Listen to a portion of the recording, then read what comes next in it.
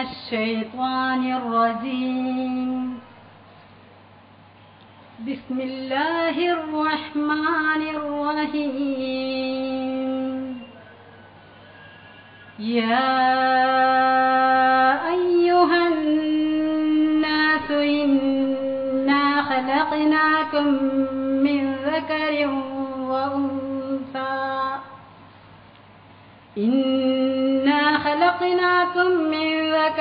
وأنثى وجعلناكم شعوبا وقبائل لتعارفوا إن أكرمكم عند الله يتقاكم إن الله عليم خبير.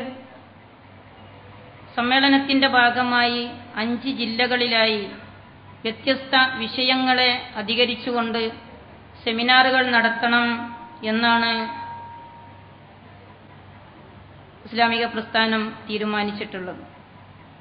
അതോടൊപ്പം തന്നെ പ്രാദേശിക ഏരിയ തലങ്ങളിലും വ്യത്യസ്തങ്ങളായ പരിപാടികൾ ആസൂത്രണം ചെയ്തുകൊണ്ട് വിവിധ തലങ്ങളിൽ സ്ത്രീകളുടെ ക്രിയാത്മകമായ മുന്നേറ്റമാണ് പ്രസ്ഥാനം ഇതുകൊണ്ട് ലക്ഷ്യം വെക്കുന്നത്.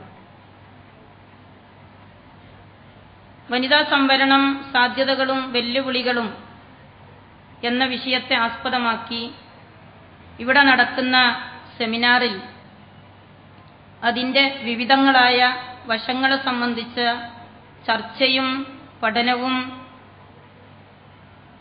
നടക്കും എന്നാണ് നാം പ്രതീക്ഷിക്കുന്നത്. സ്ത്രീകളെ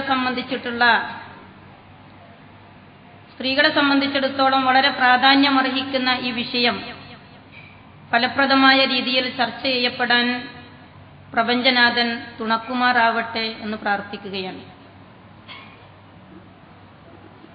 പ്രിയമുള്ളവരെ, പേര് സൂചിപ്പിക്കുന്നത് പോലെ ജമാഅത്തെ ഇസ്ലാമി ഒരു ഇസ്ലാമിക സംഘടനയാണ്. സമൂഹത്തിന്റെ സമുദ്ധാരണത്തിന് വേണ്ടി വളരെ സമാധാനപരമായും ഭരണഘടനാനുസൃതമായും ഇന്ത്യ രാജ്യത്ത് 6 പതിറ്റാണ്ടിലേറെ കാലമായി പ്രവർത്തിച്ചുകൊണ്ടിരിക്കുന്ന ഒരു ഇസ്ലാമിക നവോത്ഥാന പ്രസ്ഥാനം. പ്രവാചകന്മാരെ അനന്തരമെടുത്തുകൊണ്ട്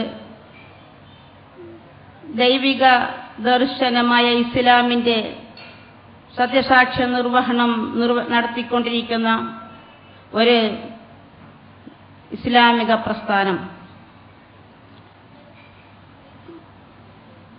ദൈവിക ദർശനമായ ഇസ്ലാമിനെ പ്രതിനിധീകരിക്കുന്ന ഈ ഇസ്ലാമിക പ്രസ്ഥാനം ഒരു നവോത്ഥാന പ്രസ്ഥാനമാണെന്ന് കാലം തെളിയിച്ചുകൊണ്ടിരിക്കുകയാണ്.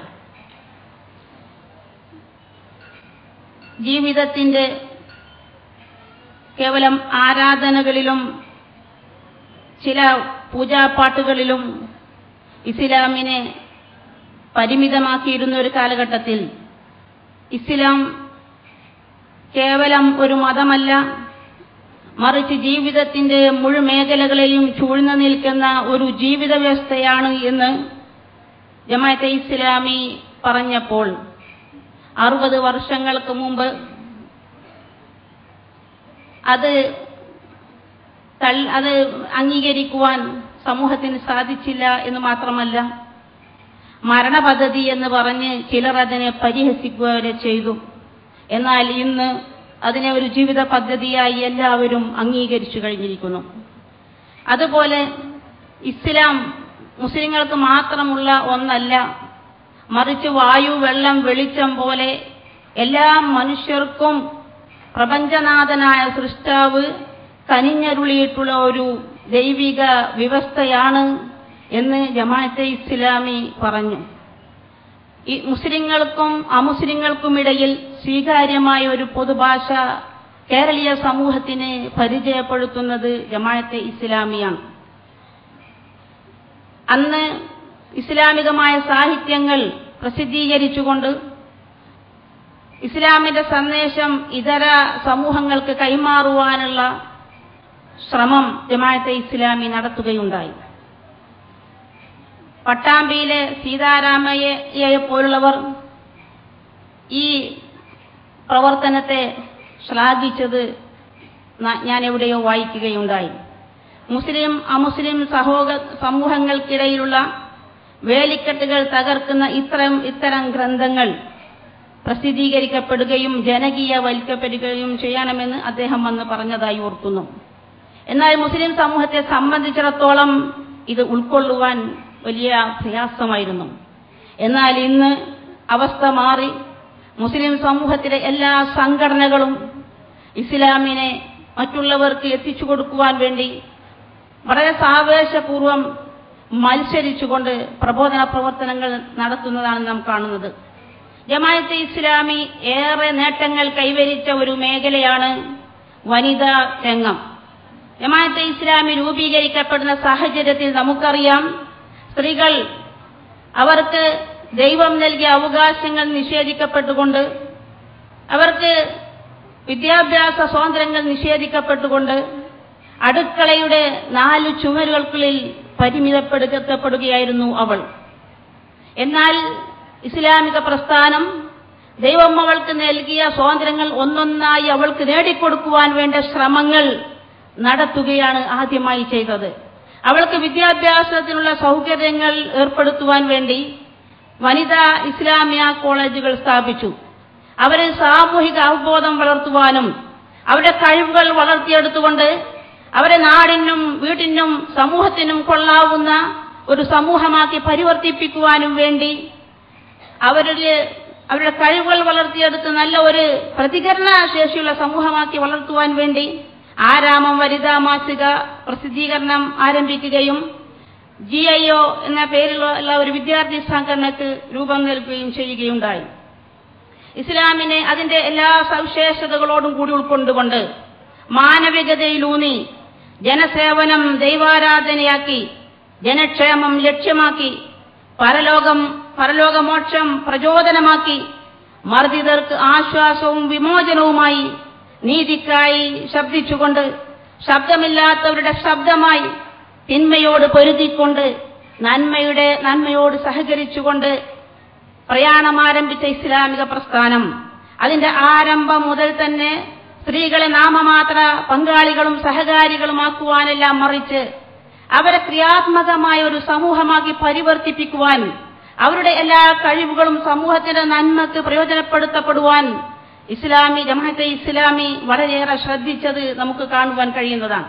സ്ത്രീ ശാക്തീകരണം ലക്ഷ്യം വെച്ചുകൊണ്ട് സ്ത്രീകൾക്ക് ഇസ്ലാം നൽകിയിട്ടുള്ള അവകാശങ്ങൾ, ദൈവം നൽകിയിട്ടുള്ള അവകാശങ്ങൾ അവൾക്ക് നേടിക്കൊടുക്കുക എന്നുള്ളതാണ് ജമാഅത്തെ ഇസ്ലാമി അതിന്റെ വളരെ പ്രധാനമായ പ്രവർത്തനമായി ഏറ്റെടുത്തത്. വിമർശകരുടെ വിമർശനങ്ങൾക്ക് മറുപടി പറയാതെ കൂടുതൽ ധീരോദാത്തമായ വിമോചന പരിപാടികളുമായി ജമാഅത്തെ ഇസ്ലാമി മുന്നോട്ടു പോകുന്നതാണ് നമുക്ക് കാണുവാൻ കഴിയുന്നത്. ഏറ്റവും ഒടുവിൽ ഒരു സ്ത്രീയെ ജമാഅത്തെ ഇസ്ലാമി അതിന്റെ പാർട്ടി സെക്രട്ടറിയായി നിശ്ചയിച്ചപ്പോൾ നമുക്കറിയാം, കേരളത്തിലെ ജനതകൾ ഒന്നടങ്കം, കേരളത്തിലെ മാധ്യമങ്ങളൊക്കെ തന്നെ വളരെയേറെ സന്തോഷത്തോടു കൂടി അതിനെ ആഘോഷിക്കുകയുണ്ടായി. കാരണം ഇവിടെയുള്ള വിമോചന പ്രസ്ഥാനങ്ങൾക്കോ, ഇവിടെയുള്ള സ്ത്രീ വിമോചന പ്രസ്ഥാനങ്ങൾക്കോ, ഫെമിനിസ്റ്റ് പ്രസ്ഥാനങ്ങൾക്കോ, വിപ്ലവ പ്രസ്ഥാനങ്ങൾക്കോ പോലും ചിന്തിക്കാൻ കഴിയാത്ത ഒരു കാര്യമാണ് ജമാഅത്തെ ഇസ്ലാമി ഇവിടെ ചെയ്തത് എന്നതുകൊണ്ടാണ്. ഏറ്റവും ഒടുവിൽ ജമാഅത്തെ ഇസ്ലാമിയുടെ ഏറ്റവും ഉന്നത ബോഡിയായ അതിന്റെ പ്രതിനിധി സഭയിലേക്ക് വനിതകളെ അംഗങ്ങളായി തെരഞ്ഞെടുക്കുവാൻ വേണ്ടി സംവരണം ഏർപ്പെടുത്തിക്കൊണ്ട് ഭരണഘടനാ പരിഷ്കാരം നടത്തിയത് ഈയിടെയാണ്.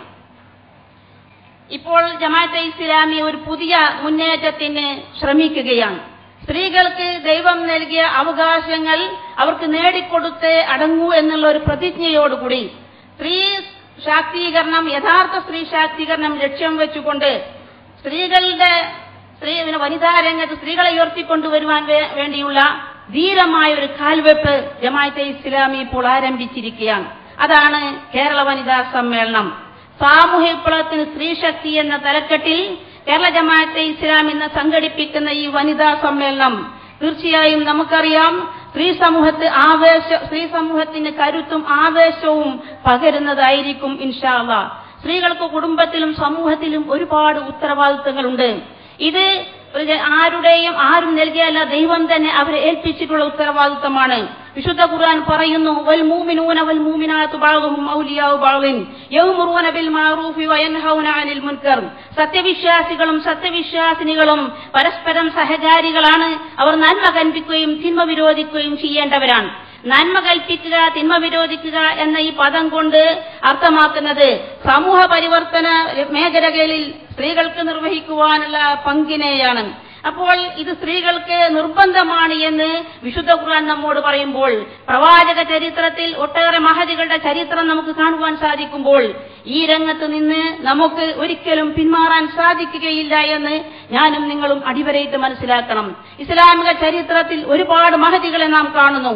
2000 ഹദീസുകൾ പ്രവാചകനിൽ നിന്ന് ഒപ്പിയെടുത്തുകൊണ്ട് ഈ സമൂഹത്തിന് സംഭാവന ചെയ്തുകൊണ്ട് പ്രവാചകചര്യ സമൂഹത്തിന് പകർന്നു നൽകിയ ഹസരത്ത് ആയിഷ റളിയല്ലാഹു അൻഹ, അതുപോലെ തന്നെ ഇസ്ലാമിക രാഷ്ട്രത്തിനുള്ള ഭൂമിക അന്വേഷിച്ചുകൊണ്ട് പ്രവാചകൻ നടത്തിയ തികച്ചും രാഷ്ട്രീയമായ പ്രക്രിയ എന്ന് പറയാവുന്ന പലായനത്തിൽ അതിന് വിജയകരമായ പിന്തുണ നൽകിയ ഹസരത്ത് അസ്മാ റളിയല്ലാഹു അൻഹ, പ്രവാചകനെ വധിക്കുവാൻ വേണ്ടി ശത്രുക്കൾ ഗൂഢാലോചന നടത്തിയെന്ന ആ സംഭവം അറിഞ്ഞപ്പോൾ 100 വയസ്സായിട്ടും അവിടെ ഇടപെട്ടുകൊണ്ട് പ്രവാചകന് ആ വാർത്ത നൽകിക്കൊണ്ടിരിക്കുന്ന റുഖൈഖ റളിയല്ലാഹു അൻഹ, ഇങ്ങനെ ഒരുപാട് മഹദികളുടെ ചരിത്രം നമ്മുടെ മുമ്പിലുണ്ട്.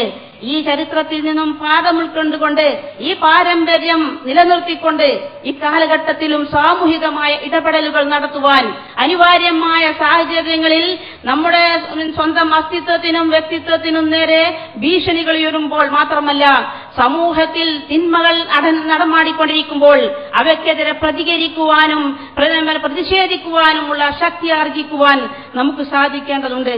എന്നാൽ ഇന്ന് സ്ത്രീകൾ ഈ പാരമ്പര്യമെല്ലാം മറന്നു കളഞ്ഞിരിക്കുകയാണ്. അവളെ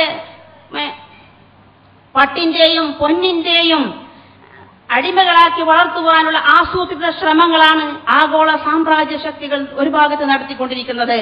മറുഭാഗത്ത് കുടുംബത്തെ തകർക്കുവാനുള്ള ആസൂത്രിത ശ്രമങ്ങളും നടത്തപ്പെട്ടുകൊണ്ടിരിക്കുന്നു. അപ്പോൾ ഇത് വലിയ അപകടങ്ങൾ വരുത്തിവെക്കുമെന്ന് മനസ്സിലാക്കിക്കൊണ്ട് തന്നെ സ്ത്രീകളെ ഇതിനെക്കുറിച്ച് ബോധവൽക്കരിക്കുവാൻ ജമാഅത്തെ ഇസ്ലാമി ഒരു കേരള വനിതാ സമ്മേളനം തന്നെ നടത്തുകയാണ്. ഇതിനെക്കുറിച്ച് മാത്രമല്ല, സ്ത്രീകൾക്ക് സമൂഹത്തിൽ ഒരുപാട് കഴിവുകളുണ്ട്. ആ കഴിവുകൾ അവർക്ക് യഥാവിധി നിർവഹിക്കുവാനായാൽ, അതിനുള്ള അവസരങ്ങൾ കിട്ടിയാൽ, ആ കഴിവുകൾ അവർക്ക് പുറത്തെടുക്കപ്പെടുവാനുള്ള സാഹചര്യങ്ങൾ ഉണ്ടായാൽ, ആ കഴിവുകൾ പുറത്തെടുക്കപ്പെട്ടുകൊണ്ട് സമൂഹത്തിൽ നല്ല ഒരു സേവനം നിർവഹിക്കുവാൻ നമ്മുടെ സഹോദരിമാർക്ക് കഴിയുമെന്ന് മനസ്സിലാക്കിക്കൊണ്ട് അവരുടെ കഴിവുകൾ പുറത്തെടുത്തുകൊണ്ട് അവരെ ക്രിയാത്മകമായ സമൂഹമാക്കി മാറ്റുവാനുള്ള ശ്രമമാണ് ജമാഅത്തെ ഇസ്ലാമി ഈ ഒരു പരിപാടിയിലൂടെ ആഗ്രഹിക്കുന്നത്. യഥാർത്ഥ സ്ത്രീ ശാക്തീകരണം, അതാണ് ജമാഅത്തെ ഇസ്ലാമിയുടെ ലക്ഷ്യം. ഈ സ്ത്രീ സംവരണം എന്ന ചർച്ചയും അതിന്റെ ഒരു ഭാഗമായി തന്നെയാണ് നടത്തുന്നത്. ഇന്ന് നമുക്കറിയാം, നമ്മുടെ സ്ത്രീകൾ, നമ്മുടെ പെൺകുട്ടികൾ വൈജ്ഞാനികമായി ഏറെ ഉയർന്നിട്ടുണ്ട്. പക്ഷേ സാമൂഹ്യ സാംസ്കാരിക മേഖലകളിൽ അവരുടെ പങ്കാളിത്തം വട്ടപൂജ്യമാണ് എന്ന് പറയേണ്ടിയിരിക്കുന്നു. ഞാൻ നേരത്തെ സൂചിപ്പിച്ച പോലെ അവരുടെ സ്വന്തം അസ്തിത്വത്തിനും വ്യക്തിത്വത്തിനും നേരെ ഭീഷണികൾ ഉയരുമ്പോൾ പോലും സ്ത്രീകളുടെ ഭാഗത്തുനിന്ന് ഇടപെടലുകൾ ഉണ്ടാകുന്നില്ല. അതുകൊണ്ട് തന്നെ സ്ത്രീകളുടെ യഥാർത്ഥത്തിലുള്ള ശാക്തീകരണം സാധ്യമാവണം. അപ്പോൾ മാത്രമേ ഈ സംവരണം കൊണ്ട് പ്രയോജനം കിട്ടുകയുള്ളൂ. ഈ സ്ത്രീകൾ അനുഭവിക്കുന്ന എല്ലാ പ്രയാസങ്ങൾക്കും അവരുടെ എല്ലാ പിന്നോക്കാവസ്ഥകൾക്കും ഒരേ ഒരു പരിഹാരം സംവരണമാണ് എന്ന് ഞങ്ങൾക്ക് വിശ്വാസമില്ല. അതോടൊപ്പം തന്നെ ഈ സ്ത്രീകൾ സ്വയം ശക്തി ആർജിക്കുന്നതിന് മുമ്പ് അതിന്റെ ഒരു ഇടക്കാല ആശ്വാസം എന്ന നിലയ്ക്ക്, ഒരു ഇടക്കാല സംവിധാനം എന്ന നിലയ്ക്ക് ഈ സംവരണത്തെ ഞങ്ങൾ പൂർണ്ണമായും അനുകൂലിക്കുന്നു. അതോടൊപ്പം ഇവിടെ സമൂഹത്തിൽ നീതി നിഷേധിക്കപ്പെട്ടവർക്ക്, സമൂഹത്തിൽ സമത്വം നിഷേധിക്കപ്പെട്ടവർക്ക് അവർക്ക് കൂടി ഇതിൽ പങ്കാളിത്തം ലഭിക്കുന്ന രൂപത്തിൽ, അഥവാ പിന്നോക്ക വിഭാഗങ്ങളിലെ സ്ത്രീകൾ കൂടി പ്രാതിനിധ്യം ഉറപ്പു നിൽക്കുന്ന വിധത്തിൽ ഈ രംഗത്ത് ആവശ്യമായ പരിഷ്കരണങ്ങൾ വരുത്തുവാൻ ഇതിനുള്ള മുന്നോട്ട് വരണമെന്ന് രാഷ്ട്രീയ പാർട്ടികൾ തയ്യാറാവണമെന്ന് ഈ സന്ദർഭത്തിൽ ഞങ്ങൾ ആവശ്യപ്പെടുകയാണ്. ഇങ്ങനെ മൊത്തത്തിൽ നമ്മൾ ആലോചിക്കുമ്പോൾ നമുക്ക് പറയാൻ കഴിയും, പ്രിയമുള്ളവർ, മനസ്സിലാക്കാൻ കഴിയും, നമുക്ക് സമൂഹത്തിൽ നിർവഹിക്കുവാനുള്ള പങ്ക് വളരെ വലുതാണ്. ഇത് നമ്മൾ മനസ്സിലാക്കണം. നമ്മൾ അബലകളല്ല, ചബലകളല്ല. നമ്മൾ വിചാരിച്ചാൽ ഒരുപാട് സമൂഹത്തിന്റെ പരിവർത്തനത്തിന് വേണ്ടി പലതും ചെയ്യുവാൻ കഴിയും. നമ്മുടെ പ്രകൃതിയായുള്ള കഴിവുകളും നമുക്ക് നേടിയെടുത്താൽ ഉണ്ടാക്കാൻ കഴിയുന്ന കഴിവുകളും ഒക്കെ ഉപയോഗപ്പെടുത്തിക്കൊണ്ട് സമൂഹത്തിലെ നന്മക്ക് യഥാർത്ഥത്തിൽ വലിയ ഒരു പങ്ക് നിർവഹിക്കുവാൻ നമുക്ക് സാധിക്കും. അതിൽ യാതൊരു സംശയവുമില്ല. അതുകൊണ്ട് നമ്മൾ അതിനുള്ള ശക്തി തെളിയിക്കണം. അതിനുള്ള അസ്തിത്വവും വ്യക്തിത്വവും നമ്മൾ നിലനിർത്തണം. ഈയിടെ നമ്മൾ പത്രത്തിൽ വായിക്കുകയുണ്ടായി, ഒരു എറണാകുളം ജില്ലയിലാണെന്ന് തോന്നുന്നു, അവിടെയുള്ള ഒരു പഞ്ചായത്ത് പ്രസിഡന്റ് ഒരു പുരുഷന്റെ പിന്നാലെ ഓടിപ്പോയ സംഭവം നമ്മൾ വായിച്ചു. പക്ഷേ ഈ സ്ത്രീയെ സംബന്ധിച്ചിടത്തോളം അവളുടെ പദവിയോടുള്ള അവൾക്ക് നിർവഹിക്കുവാനുള്ള പങ്ക് എന്നതിനെ കുറിച്ച് അവൾക്ക് ബോധമില്ല. പലപ്പോഴും നമുക്കറിയാം, ഇങ്ങനെയുള്ള പദവികൾ സ്ത്രീകൾക്ക് നൽകപ്പെടുന്നത് ഒരു ആലങ്കാരികമോ അല്ലെങ്കിൽ ഒരു അലങ്കാരമാണ്, അല്ലെങ്കിൽ ഒരു പേരിന് നാമമാത്രമാണ്. യഥാർത്ഥത്തിൽ സ്ത്രീകളുടെ പിന്നിലിരുന്നു കൊണ്ട് റിമോട്ട് കൺട്രോളായി പ്രവർത്തിക്കുന്നത് പലപ്പോഴും പുരുഷന്മാരാണ്. അതുപോരാ, നമ്മൾ നമ്മുടെ ശക്തിയും കഴിവും തെളിയിച്ചുകൊണ്ട് നമ്മൾ യഥാർത്ഥത്തിൽ ഓരോ പദവിയും നമ്മൾ ഏറ്റെടുക്കുമ്പോൾ ആ പദവിയോട് നീതി പുലർത്തുവാൻ കഴിയുന്ന രൂപത്തിൽ ഇടപെടലുകൾ നടത്തിക്കൊണ്ട് കാര്യമായ ഒരു ശാക്തീകരണം സാധിച്ചെടുത്തുകൊണ്ട് ഇങ്ങനെയുള്ള രംഗങ്ങളിലേക്ക് കടന്നു വരുമ്പോൾ മാത്രമാണ് യഥാർത്ഥത്തിൽ നമുക്ക് ഈ അവസരങ്ങളൊക്കെ തന്നെ, ഈ സംവരണങ്ങളൊക്കെ തന്നെ നല്ല രൂപത്തിൽ ഉപയോഗപ്പെടുത്തുവാൻ കഴിയുന്നത്. നമ്മൾ ആഗ്രഹിക്കുന്നത് ഒരു നല്ല നാളെയാണ്, ഒരു നല്ല സമൂഹം, ഒരു നല്ല ക്ഷേമരാഷ്ട്രം, ഇവിടെ ആർക്കും പീഡനമില്ലാത്ത, അഴിമതിയില്ലാത്ത, സ്വസ്ഥതയും സമാധാനവും നിറഞ്ഞ ഒരു നല്ല നാളെ. അതിനു വേണ്ടി നമ്മളുടെ പങ്ക്, ആ രംഗത്ത് നമ്മുടെ പങ്ക് അനിഷേധ്യമാണ് എന്ന് പറയാതിരിക്കുവാൻ വയ്യ. മഹാനായ ഉമർ റളിയല്ലാഹു അൻഹു പറയുകയുണ്ടായി, മുആദിനെ പോലുള്ള, അബൂ ഉബൈദ ഇബ്നുൽ ജറാഹിനെ പോലുള്ള ധാരാളം മനുഷ്യന്മാർ എന്റെ സാമ്രാജ്യത്തിന് ആവശ്യമുണ്ട്. ഇന്ന് ഞാൻ പറയുന്നു, അങ്ങനെയുള്ള ഒരുപാട് മനുഷ്യന്മാർ നമ്മുടെ ഈ സമൂഹത്തിന് ആവശ്യമുണ്ട്. അങ്ങനെയുള്ള ഈ മനുഷ്യന്മാരെ, നല്ല മനുഷ്യസ്നേഹികളെ, നല്ല മാനവിക മൂല്യങ്ങളുള്ള മനുഷ്യന്മാരെ ഈ ലോകത്തിന് സംഭാവന ചെയ്തത് നമ്മൾ സ്ത്രീകളാണ്.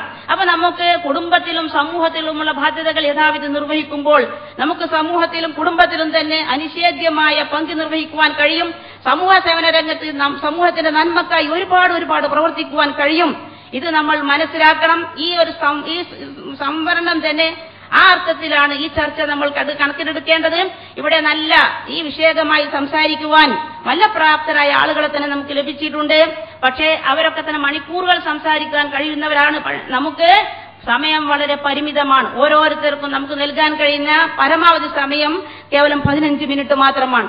സമയത്തിൽ ഒതുങ്ങിക്കൊണ്ട് അവർക്ക് പറയുവാനുള്ളത് വളരെ ചുരുക്കി സംക്ഷിപ്തമായി വ്യക്തമായി പറയണമെന്ന് ഉണർത്തിച്ചുകൊണ്ട് ഈ ചർച്ച നമുക്ക് ഭാവിയിലും പ്രയോജനപ്പെടുത്തുവാൻ കഴിയുമാറാവട്ടെ എന്ന് പ്രാർത്ഥിച്ചുകൊണ്ട് വരാനിരിക്കുന്ന സംസ്ഥാന സമ്മേളനത്തിന് ഇവിടെയുള്ള എല്ലാവരുടെയും ഹൃദയം നിറഞ്ഞ സഹകരണം ആവശ്യപ്പെട്ടുകൊണ്ട് ഞാൻ എന്റെ വാക്കുകൾ ഉപസംഹരിക്കുന്നു. വാഖിറു ദഅവാന അനിൽ ഹംദുലില്ലാഹി റബ്ബിൽ ആലമീൻ. അസ്സലാമു അലൈക്കും വറഹ്മത്തുള്ളാഹി വബറകാതുഹു. നീണ്ട 63 വർഷങ്ങൾ പിന്നിട്ടിരിക്കുമ്പോഴാണ് സ്ത്രീകൾക്ക് നിയമനിർമ്മാണ വേദിയിൽ എത്രത്തോളം പങ്കാളിത്തമാവാം എന്നതിനെക്കുറിച്ചും അതിന്റെ അനന്തരഫലങ്ങളെക്കുറിച്ചുമെല്ലാം ഇവിടെ ചർച്ച ഉന്നയിക്കപ്പെടുന്നത് എന്നുള്ളത് വളരെ ഗൗരവതരമായിട്ടുള്ളൊരു വിഷയമായി ചൂണ്ടിക്കാണിക്കാൻ ആഗ്രഹിക്കുകയാണ്. ഇന്ത്യ സ്ത്രീ പുരുഷ സമത്വം വിഭാവനം ചെയ്തുകൊണ്ടുള്ള ഒരു ഭരണഘടന നിലവിൽ വന്നിട്ട് 6 പതിറ്റാണ്ട് പിന്നിടുമ്പോഴും ഇന്ത്യയുടെ പരമോന്നത നിയമനിർമ്മാണ വേദിക്കകത്ത് വളരെ വിവാദപരമായിട്ടുള്ള രൂപത്തിലുള്ള അന്തരീക്ഷം ഉണ്ടാക്കിയിട്ടുള്ളത് 1/3 സംവരണം സ്ത്രീകൾക്ക് കൊടുക്കണമോ എന്ന വിഷയത്തെ ആസ്പദമാക്കിക്കൊണ്ടാണ്. യഥാർത്ഥത്തിൽ ഈ പ്രപഞ്ചത്തിന്റെ സൂര്യന് കീഴിലുള്ള മുഴുവതിന്റെയും നേർപകുതിക്ക് അവകാശമുണ്ട് എന്ന് ഭരണഘടനയിൽ തന്നെ അർത്ഥശങ്കക്കിടയില്ലാത്ത വിധത്തിൽ വ്യക്തമാക്കിയിട്ടുള്ള ഒരു ഭരണഘടന വെച്ചുകൊണ്ട് 7 പതിറ്റാണ്ടോളം കാലം, കൃത്യമായി പറഞ്ഞാൽ 63 വർഷക്കാലം ഇന്ത്യക്കാരാൽ ഭരിക്കപ്പെട്ടിട്ടുള്ള ഒരു പശ്ചാത്തലത്തിൽ ഇരുന്നു കൊണ്ട് രാജ്യത്തെ സ്ത്രീ സംഘടനകൾ ഇന്നും മുറവിളി കൂട്ടിക്കൊണ്ടിരിക്കുന്നത് 1/3 അവകാശം ഞങ്ങൾക്ക് തരണേ എന്നുള്ളതാണ്. വലിയ വിരോധാഭാസമായിട്ട് ഇത് തോന്നാം. എന്തുകൊണ്ട് തുല്യമായിട്ടുള്ള പദവി എല്ലാ മേഖലയിലും സ്ത്രീക്കും പുരുഷനുമുണ്ട് എന്ന് വ്യക്തമാക്കിയിട്ടുള്ള ഒരു ഭരണഘടന നിലനിൽക്കുന്ന രാജ്യത്ത് സ്ത്രീകൾക്ക് സംവരണം വേണം എന്നുള്ള വിഷയം ഉന്നയിക്കപ്പെടുന്നു എന്നുള്ളതാണ് ഇവിടെ ഏറെ പ്രസക്തമായിട്ടുള്ളൊരു ചോദ്യമായിട്ട് കാണുന്നത്. ഭരണഘടനാ നിർമ്മാതാക്കൾ തന്നെ അന്ന് വളരെ വ്യക്തമായിട്ട് കണ്ടിട്ടുണ്ടായിരുന്നു, ഈ ഭരണഘടനയിൽ എന്തൊക്കെ തന്നെ എഴുതി പിടിപ്പിച്ചാലും നിലനിൽക്കുന്ന സാമൂഹ്യ ചുറ്റുപാടിൽ സ്ത്രീ വിവേചനത്തിന് വിധേയമായിക്കൊണ്ടിരിക്കുന്ന ഒരു സാമൂഹ്യ അന്തരീക്ഷം നിലനിൽക്കുമ്പോൾ സംവരണം ഉണ്ടായാൽ മാത്രമേ, നിയമപരമായി സംവരണം ഏർപ്പെടുത്തുന്ന ഒരു സ്ഥിതിവിശേഷം ഉണ്ടെങ്കിൽ മാത്രമേ സ്ത്രീകൾക്ക് ഇന്ന് തുല്യ പദവിയിലേക്ക് എത്താനുള്ള സാഹചര്യം ഒരുങ്ങൂ എന്ന് ഭരണഘടനാ നിർമ്മാതാക്കൾ തന്നെ മുൻകൂട്ടി കണ്ടിരുന്നു എന്നുള്ളത് കൊണ്ടാണ് ഈ സംവരണം എന്നുള്ള ആശയം തന്നെ ഉയർന്നു വരാനിടയായിട്ടുള്ളത്. യഥാർത്ഥത്തിൽ ഭരണഘടന പ്രകാരം തുല്യമായിട്ടുള്ള പദവിക്ക് അർഹതയുള്ള ഒരു വിഭാഗം സംവരണത്തിനു വേണ്ടി മുറവിളി കൂട്ടേണ്ടുന്ന തരത്തിലേക്ക് സാഹചര്യങ്ങൾ മാറിയിട്ടുള്ളത് ഇന്ന് നിലനിൽക്കുന്ന സാമൂഹ്യ ചുറ്റുപാടിൽ സ്ത്രീയെ ഒരു രണ്ടാന്തരം പൗരത്വം മാത്രം നൽകിക്കൊണ്ട് വീക്ഷിക്കുന്ന ചുറ്റുപാട് നിലനിൽക്കുന്നു എന്നുള്ളതാണ്. ഇന്ന് ശാസ്ത്ര സാങ്കേതിക വിദ്യ പോലും വളരെയധികം ഉയർന്ന തലത്തിലെത്തിയിരിക്കുന്ന ഒരു സാമൂഹ്യ ചുറ്റുപാടിലാണ് നിങ്ങളും ഞാനും ജീവിച്ചുകൊണ്ടിരിക്കുന്നത്. പക്ഷേ ശാസ്ത്ര സാങ്കേതിക വിദ്യയുടെ നേട്ടങ്ങൾ പോലും സ്ത്രീ വിരുദ്ധമായിട്ടുള്ള രൂപത്തിൽ ഉപയോഗപ്പെടുത്തിക്കൊണ്ടിരിക്കുന്നു എന്നുള്ള ഒരു കാര്യം നമ്മൾ വളരെ ഗൗരവത്തോടുകൂടി കാണേണ്ടതായിട്ടുണ്ട്. ഇന്ന് നാനാതലങ്ങളിൽ സ്ത്രീ കടന്നു വന്നിട്ടുണ്ട് എന്നുള്ള ഒരു വസ്തുതയാണ്. വിദ്യാഭ്യാസ മേഖലയിൽ വലിയ രൂപത്തിലുള്ള മുന്നേറ്റം, സ്ത്രീ വിദ്യാഭ്യാസത്തിന്റെ കാര്യത്തിൽ പ്രത്യേകിച്ച് കേരളീയ സമൂഹത്തിലൊക്കെ വലിയ മുന്നേറ്റം ഉണ്ടായിക്കഴിഞ്ഞിട്ടുണ്ട്. തൊഴിൽ മേഖലയിലേക്ക് സ്ത്രീകളുടെ കടന്നുവരവിന്റെ വ്യാപ്തിയും അതിന്റെ ശക്തിയുമൊക്കെ തന്നെ ഗണ്യമായിട്ട് വർദ്ധിച്ചിരിക്കുന്നു എന്നുള്ളത് ഒരു വസ്തുതയാണ്. പക്ഷെ ശാസ്ത്ര സാങ്കേതിക വിദ്യയുടെ വലിയ രൂപത്തിലുള്ള കുതിച്ചുകയറ്റം നടന്നിട്ടുള്ള ഒരു സാമൂഹ്യ സാഹചര്യത്തിൽ പോലും പല രൂപത്തിൽ സ്ത്രീയെ ചൂഷണം ചെയ്യാൻ, സ്ത്രീ അറിയാതെ തന്നെ അവളെ ചൂഷണം ചെയ്യപ്പെടാനിടയാവുന്ന ഒരു സാഹചര്യം നിലനിൽക്കുന്നു എന്നുള്ളത് നമ്മൾ വളരെ ഗൗരവത്തോടുകൂടി ചർച്ച ചെയ്യപ്പെടേണ്ടുന്ന ഒരു വിഷയമായിട്ട് ഞാൻ സൂചിപ്പിക്കുകയാണ്. ഓരോ ശാസ്ത്രീയ നേട്ടങ്ങളും നമ്മുടെ ശാസ്ത്രജ്ഞന്മാർ കൈവരിക്കുന്നത് മാനവരാശിയുടെ പുരോഗതി ലക്ഷ്യമിട്ടുകൊണ്ടാണ്.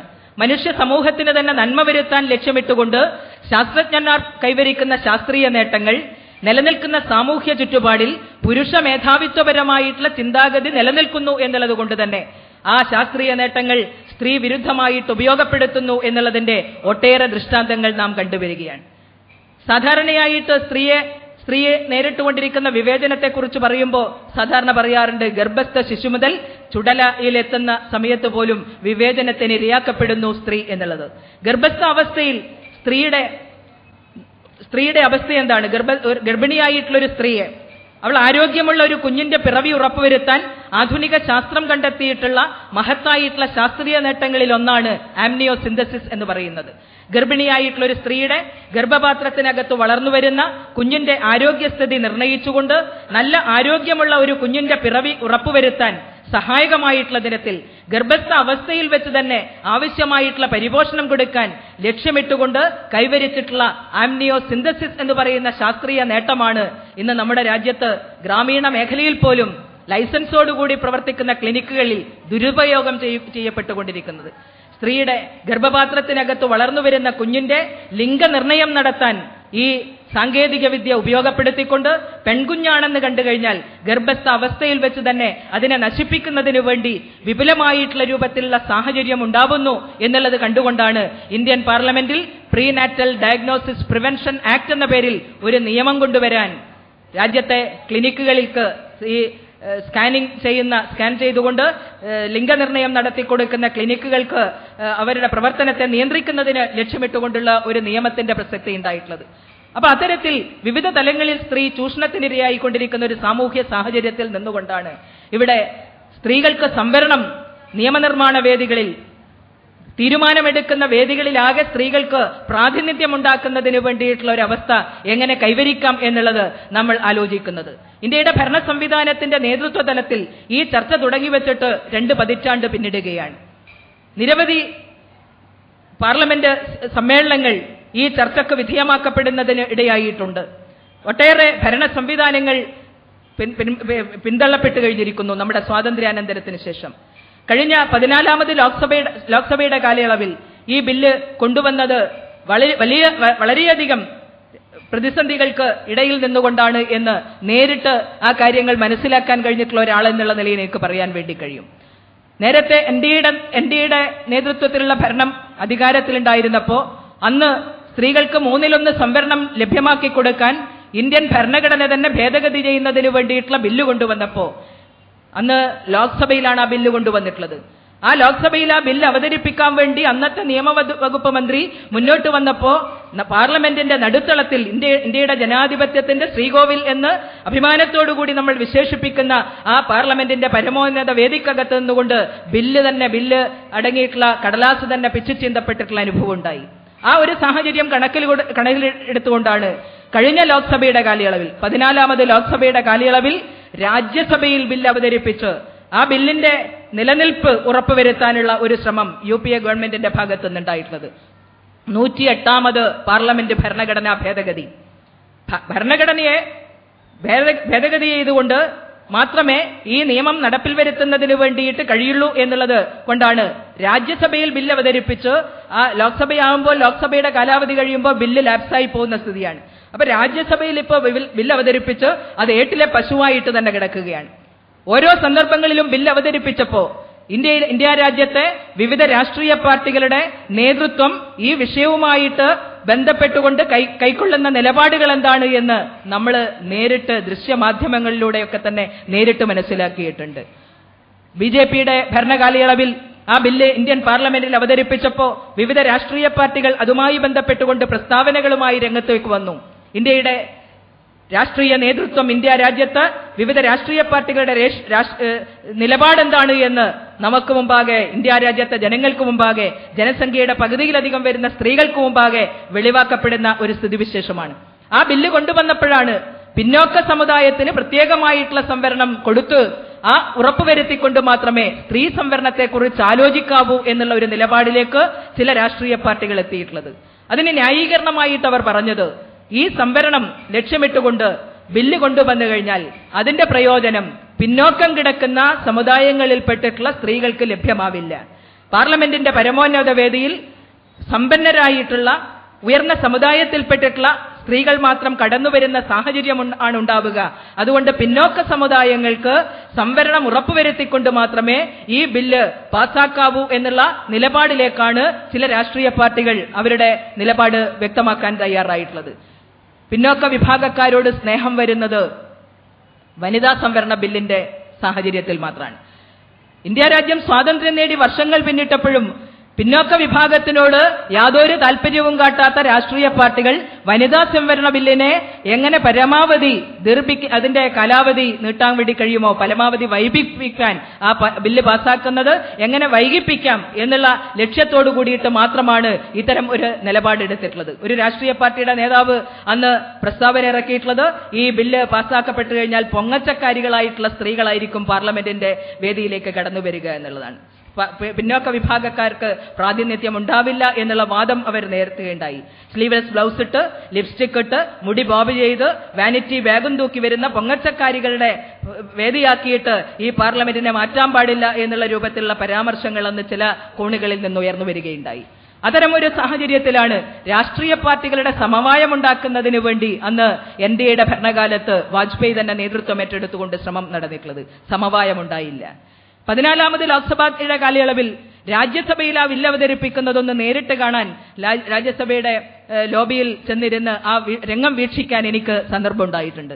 ആ ബില്ല് അവതരിപ്പിക്കാൻ വേണ്ടി നിയമവകുപ്പ് മന്ത്രിയായിട്ടുള്ള ശ്രീ ഭരദ്വാജ് രംഗത്തേക്ക് വന്നപ്പോൾ സമാജ്വാദി പാർട്ടിയുടെ പ്രതിനിധികൾ, അതുപോലെ തന്നെ RJD തുടങ്ങിയിട്ടുള്ള രാഷ്ട്രീയ പാർട്ടികളുടെ പ്രതിനിധികൾ നടുത്തളത്തിലേക്ക് ഇറങ്ങി വന്നുകൊണ്ട് ആ ബില്ല് അവതരണം തന്നെ തടസ്സപ്പെടുത്താൻ ശ്രമിക്കുന്നതിനിടയിൽ 2 വനിതാ സഹമന്ത്രിമാര്, ഒന്ന് നമ്മുടെ പാർലമെന്റിന്റെ അന്നത്തെ ശിശുക്ഷേമ വകുപ്പ് മന്ത്രിയായിട്ടുള്ള രേണുക ചൗധരിയും അതുപോലെ തന്നെ പനമ്പക ലക്ഷ്മി എന്ന് പറയുന്ന ആരോഗ്യ വകുപ്പിന്റെ സഹമന്ത്രിയായിട്ടുള്ള പനമ്പക ലക്ഷ്മി എന്ന് പറയുന്ന 2 സഹമന്ത്രിമാർ ശ്രീ ഭരദ്വാജ് എന്ന് പറയുന്ന നിയമവകുപ്പ് മന്ത്രിയുടെ ഇടത്തും വലത്തും നിന്നുകൊണ്ട് അദ്ദേഹത്തിന് സംരക്ഷണം കൊടുത്തുകൊണ്ടാണ് ബില്ല് അവതരണം തന്നെ നടന്നിട്ടുള്ളത്. വളരെ വളരെ ഏറ്റവും നാടകീയമായിട്ടുള്ള രംഗങ്ങൾ എന്ന് തന്നെ കാണിക്കാൻ വേണ്ടി പറ്റും.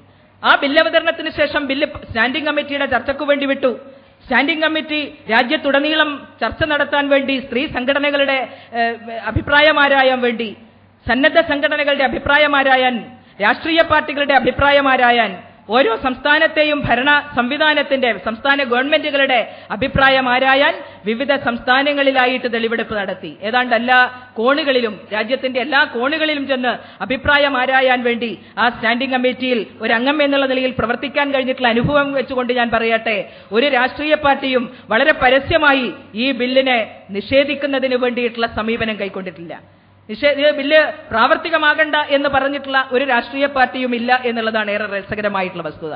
പക്ഷേ RJDയും അതുപോലെ തന്നെ സമാജ്വാദി പാർട്ടിയും ഈ ബില്ലുമായിട്ട് ബന്ധപ്പെട്ടുകൊണ്ട് പിന്നെയും വാദമുയർത്തിയിട്ടുള്ളത് പിന്നോക്ക സമുദായങ്ങൾക്ക് സംവരണം കൊടുത്തുകൊണ്ട് മാത്രം ഇത് പാസാക്കിയാൽ മതി എന്നുള്ളതാണ്. എങ്ങനെ ഈ ബില്ല് പാർലമെന്റിൽ വീണ്ടും അവതരിപ്പിച്ചത് പാസാക്കിയെടുക്കുന്നതിന് പരമാവധി വൈകിപ്പിക്കാം എന്നുള്ള ലക്ഷ്യത്തോടു കൂടിയിട്ടാണ് 14ാമത് ലോക്സഭയുടെ കാലയളവിലും ഈ രാഷ്ട്രീയ പാർട്ടികൾ പ്രവർത്തിച്ചിട്ടുള്ളത്. ബില്ല് പാർലമെന്റിൽ പാസാക്കണമെങ്കിൽ 2/3 ഭൂരിപക്ഷം വേണം. പാർലമെന്റ് ഭരണഘടനാ ഭേദഗതിയാണ് എന്നുള്ളത് കൊണ്ട് തന്നെ 2/3 ഭൂരിപക്ഷത്തോടു കൂടിയിട്ടേ ഈ ബില്ല് നിയമമാക്കിയെടുക്കാൻ വേണ്ടി പറ്റുള്ളൂ. നിങ്ങളൊന്ന് ആലോചിച്ചു നോക്കൂ, തദ്ദേശ സ്വയംഭരണ സ്ഥാപനങ്ങളിലേക്ക് സ്ത്രീ സംവരണം നിലവിൽ വന്നിട്ട് വർഷങ്ങളാവുകയാണ്. 1994-95 നമ്മുടെ KP മറിയുമ്മയുൾപ്പെടെ ജില്ലാ പഞ്ചായത്തിന്റെ ഭരണാധികാരിയായിട്ട് അന്ന് മലപ്പുറം ജില്ലയിൽ അധികാരമേൽക്കാൻ ഇടയായിട്ടുള്ളതിന് സാഹചര്യമൊരുക്കിയിട്ടുള്ള അന്നത്തെ ഭരണഘടനാ ഭേദഗതി ബില്ല്, പാർലമെന്റ് 72-73 ഭരണഘടനാ ഭേദഗതി ബില്ലിന്റെ ഫലമായിട്ടാണ് തദ്ദേശ സ്വയംഭരണ സ്ഥാപനങ്ങളിൽ 1/3 സ്ത്രീ സംവരണം അന്ന് ഉറപ്പുവരുത്താൻ കഴിഞ്ഞിട്ടുള്ളത്. അത് കേരളം പോലുള്ള സംസ്ഥാനത്തുണ്ടാക്കിയിട്ടുള്ള അനുഭവം, സ്ത്രീകളുടെ വലിയ രൂപത്തിലുള്ള മുന്നേറ്റം നാനാ തലങ്ങളിൽ ഉണ്ടാക്കിയെടുക്കാൻ, സ്ത്രീകളുടെ ശാക്തീകരണം സാധ്യമാവാൻ, സ്ത്രീകളുടെ സാമൂഹ്യ പദവി മെച്ചപ്പെടാൻ ഏറെ സഹായകമായിട്ടുള്ള രൂപത്തിൽ തദ്ദേശ സ്വയംഭരണ സ്ഥാപനങ്ങളുടെ പ്രവർത്തനത്തിന്റെ ഭാഗമായി വലിയ രൂപത്തിലുള്ള സ്ത്രീ മുന്നേറ്റം സാധ്യമാക്കിയെടുക്കാൻ നമ്മുടെ സംസ്ഥാനത്തുൾപ്പെടെ കഴിഞ്ഞിട്ടുണ്ട്. ഈ സ്ത്രീ സംവരണ ബില്ലുമായിട്ട് ബന്ധപ്പെട്ട് രാജ്യത്തിന്റെ വിവിധ ഭാഗങ്ങളിൽ ഞങ്ങൾ തെളിവെടുപ്പുമായിട്ട് ബന്ധപ്പെട്ട് മുന്നോട്ട് പോയപ്പോഴാണ് ബീഹാർ പോലുള്ള ഏറ്റവും പിന്നോക്കം കിടക്കുന്ന സംസ്ഥാനമായിട്ടാണ് ബീഹാർ അറിയപ്പെടുന്നത്. ആ ബീഹാർ പോലുള്ള സംസ്ഥാനത്ത് 50% സ്ത്രീകൾ, 50%-ലധികം സ്ത്രീകൾ, അവിടെ പ്രത്യേകമായിട്ടുള്ള സംവരണമില്ലാതെ തന്നെ 50%-ലധികം സ്ത്രീകൾ ഈ തദ്ദേശ സ്വയംഭരണ സ്ഥാപനങ്ങളുടെ ഭരണവുമായിട്ട് രംഗത്തേക്ക് വന്നു, ഭരണവുമായി ബന്ധപ്പെട്ടുകൊണ്ട് രംഗത്തേക്ക് വന്നു എന്നുള്ളതാണ് അനുഭവം. എല്ലാ സംസ്ഥാനങ്ങളിലും സ്ത്രീ സംഘടനകൾ വലിയ രൂപത്തിൽ പ്രതീക്ഷയോടുകൂടിയിട്ടാണ് ഈ ബില്ലിന്റെ അവതരണം, ബില്ലിനെ പാസാക്കിയെടുക്കുന്നതിന് വേണ്ടിയിട്ട് തയ്യാറായിട്ടുള്ളത്. പക്ഷേ വർഷങ്ങൾക്കിപ്പുറം ഒട്ടേറെ ഭരണഘടനാ ഭേദഗതി ബില്ലുകൾ പാസാക്കപ്പെട്ടു. 73-74 ഭരണഘടനാ ഭേദഗതി കഴിഞ്ഞതിന് ശേഷം പാർലമെന്റിൽ ഭരണഘടന പലതവണ ഭേദഗതി ചെയ്യപ്പെട്ടു. 108ാമത് ഭരണഘടനാ ഭേദഗതി ബില്ലായിട്ടാണ് ഇപ്പോൾ സ്ത്രീ സംവരണ ബില്ല് ഏട്ടിലെ പശുവായിട്ട് അവിടെ കിടക്കുന്നത്. ഒട്ടേറെ ഭരണഘടനാ ഭേദഗതികൾ നിർവഹിക്കാൻ സന്നദ്ധരായിട്ടുള്ള, അതിന് സൗമനസ്യം കാട്ടിയിട്ടുള്ള രാഷ്ട്രീയ പാർട്ടികൾ ഇന്നും ഈ വിഷയവുമായി ബന്ധപ്പെട്ടുകൊണ്ട് മുഖം തിരിഞ്ഞു നിൽക്കുന്നു എന്നുള്ളത് കൊണ്ടാണ് ബില്ല് പാസാക്കിയെടുക്കാൻ കഴിയാതിരുന്നത്. ഇപ്പൊ വീണ്ടും UPA ഗവൺമെന്റ് അധികാരത്തിൽ വന്നപ്പോ രാജ്യത്തെ ജനങ്ങൾക്ക് മുമ്പാകെ ആദ്യമായിട്ട് നടത്തിയിട്ടുള്ള രാഷ്ട്രപതിയുടെ നയപ്രഖ്യാപനത്തിൽ അവർ പറഞ്ഞിട്ടുള്ളത് 100 ദിവസത്തിനുള്ളിൽ ഈ നിയമം പാസാക്കിയെടുക്കാൻ, വനിതാ സംവരണം 1/3 സംവരണം ഉറപ്പുവരുത്താൻ നിയമ നടപടികൾ കൈക്കൊള്ളാൻ തയ്യാറാകുമെന്നാണ്. 3 മാസം പിന്നിട്ടു. കഴിഞ്ഞ പാർലമെന്റ് സമ്മേളനത്തിൽ ബില്ലിനെ സംബന്ധിച്ച് ശബ്ദമേ ഉണ്ടായില്ല. ഇനി 19-ാം തീയതി വീണ്ടും പാർലമെന്റ് സമ്മേളനം നടക്കാനിരിക്കുകയാണ്. അതിന്റെ അജണ്ടയിലും ഈ ബില്ല് വരുമോ എന്നുള്ളത് നമുക്ക് കാണേണ്ടിയിരിക്കുന്നു. രാഷ്ട്രീയ പാർട്ടികൾ മുഖം തിരിഞ്ഞു നിൽക്കുന്ന ഒരു സ്ഥിതിവിശേഷത്തിൽ രാഷ്ട്രീയ ഇച്ഛാശക്തിയോടുകൂടി ഇന്ത്യയുടെ ഭരണ നേതൃത്വം കൈയാളുന്ന രാഷ്ട്രീയ പാർട്ടിക്ക് ഈ ബില്ല് അവതരിപ്പിച്ചുകൊണ്ട് അത് പാസാക്കിയെടുക്കാനുള്ള ആർജവം ആ രാഷ്ട്രീയ പാർട്ടിക്കുണ്ടെങ്കിൽ യാതൊരു പ്രയാസവുമില്ല, ആ ബില്ല് പാസാക്കിയെടുക്കാൻ കഴിയും. പക്ഷേ ഇന്ത്യ രാജ്യത്തിന്റെ ഭരണചക്രം തിരിക്കുന്ന രാഷ്ട്രീയ പാർട്ടി സാമുദായിക ശക്തികളുടെ താൽപര്യത്തിന് വശംവദരായിക്കൊണ്ട് നിലപാടെടുത്തു കഴിഞ്ഞാൽ ബില്ല് അവതരണം ഈ ഗവൺമെന്റിന്റെ കാലയളവിലും ഉണ്ടാവില്ല എന്ന് നമ്മൾ കാണേണ്ടതായിട്ടുണ്ട്. ബില്ല് പാസാക്കിക്കൊണ്ട് സ്ത്രീകൾക്ക് 1/3 സംവരണം നിയമസഭകളിലും അതുപോലെ തന്നെ പാർലമെന്റിലും ഉറപ്പുവരുത്തി കഴിഞ്ഞാൽ ആലോചിക്കാമല്ലോ ഏതേത് സംസ്ഥാനങ്ങളിൽ സ്ത്രീകൾക്ക്, പിന്നോക്ക വിഭാഗങ്ങൾക്ക് പ്രത്യേകം സംവരണം കൊടുക്കണമെന്ന് അതത് സംസ്ഥാനത്തിന്റെ സാഹചര്യം അനുസരിച്ച് ആലോചിക്കാവുന്നതാണ്.